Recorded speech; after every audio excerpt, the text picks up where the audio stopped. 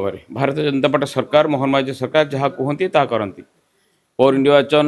NEC declare गत BJD सरकार खाली नामक मात्र कागज कर डिक्लेयर कर देते किंतु किसी आगे नथिले किंतु सरकार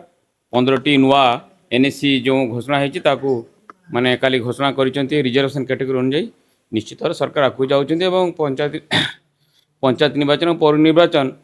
खूब भल हम शांति श्रृंखला सहित हम एवं किभली भाव भारतीय जनता पार्टी विजय लाभ कर दल पूरा प्रस्तुत अच्छी सरकार तांको निष्पत्ति अनुसार जमी जिते जो कथा हवा कथा से निश्चित भाव में करुँच डरुचु किए क्या तो समय कह आउ विजु जनता दल अवस्था बर्तमान कौन अच्छी केते फाड़ विभक्त होती अवस्था दलर कौन सी निजको पचारतु तेणु सरकार पूरा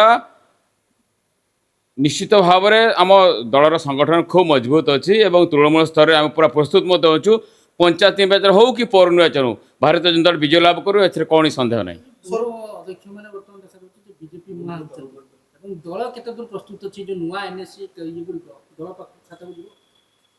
निश्चित भारतीय जनता पार्टी भल प्रदर्शन कर निश्चित भाव में जो भाव में